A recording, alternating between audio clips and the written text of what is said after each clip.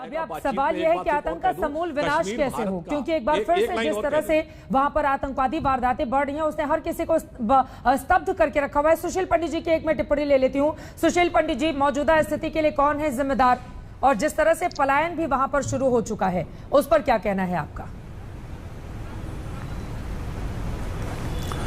चित्रा जी, 5 अगस्त 2019 को लिए गए निर्णयों के बाद यदि उन निर्णयों को अपनी तार्किक परिणति तक पहुंचाया जाता तो आज स्थितियां अलग होती।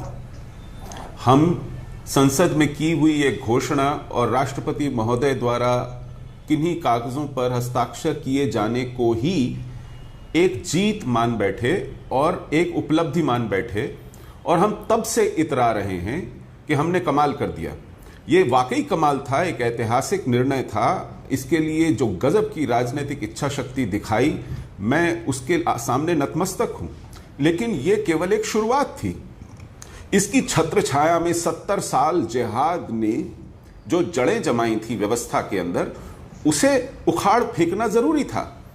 पिछले 2 सालों में 1 दर्जन भर लोग भी प्रशासन से नहीं उखाड़ के निकाले गए हैं, 1 दर्जन भर।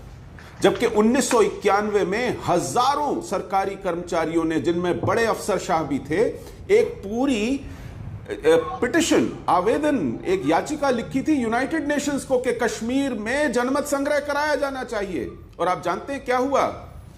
उनमें से केवल 6 सरगना अपनी नौकरी से हाथ धो बैठे, जिन्हें 2008 में, 1991 में चंद्रशेखर प्रधानमंत्री थे, उन्हें निकाला गया। 2008 में वो सारे अपने वेतन, अपने भत्ते, अपने प्रमोशंस और अपनी रिटायरमेंट बेनिफिट्स के साथ बहाल हुए।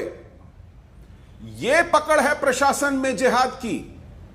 आज भी हजारों की संख्या में, चाहे वो एकेडेमिया हो, मीडिया हो, ब्यूरोक्रेसी हो, पुलिस हो, लोअर जुडिशरी हो, सिविल सोसाइटी हो, वहां जिहाद को अपनी जड़ें जमाने का न सिर्फ मौका मिला है, बल्कि पिछले 2 सालों में उन पर थोड़ी बहुत भी कार्रवाई नहीं हुई है। अब जाके कुछ 11-12 लोग निलंबित किए हैं, जिनमें गिलानी का एक दोतरा भी है।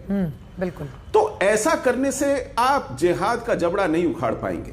पिछले 1 साल में एक भी कैसो नहीं हुआ है कश्मीर के अंदर। कैसो यानी कॉर्डन एंड सर्च ऑपरेशन। आप जिहाद का दिल जीतना चाहते हैं या उनका सिर कुचलना चाहते हैं, पहले यह तय कर लीजिए। आप दोनों काम नहीं कर सकते। आप मुंडेर पर बैठकर कभी ये और कभी वो नहीं कर सकते। एक समय था जब महीने 2 महीने में कोई हत्या होती थी, आप उसे जज्ब कर लेते थे। आज क्योंकि हर रोज 2-2, 4-4 मारे जा रहे हैं, तो हड़कंप मचा हुआ है। जिहाद कभी रुका नहीं। वो अपनी मर्जी से तय करता है कब, किसे, किस तरह और कहां मारा जाएगा। और आज वो जतला रहा है कि उसकी एक क्षमता है, और हम विश्वास करते हैं कि उसकी मनोवैज्ञानिक स्थिति कैसी है। आज वो बौखलाया हुआ है क्या? आज वो उत्साह में है क्या? आज वो विकास से ईर्ष्या कर रहा है क्या? आज उसे वहां से संदेश मिला मारने का कि नहीं मिला क्या? आप उसकी क्षमता देखिए। आप उसकी मनस्थिति, मनोविज्ञान मत बतलाइए हमको कि कैसे मौसम में वो कैसे बात करता है और कैसे काम करता है। आप उसके हाथ की बंदूक छीनिए, उसके मारने की क्षमता को मारिए। यह सरकार का काम है। मारने की क्षमता को मारने वाली क्षमता कब विकसित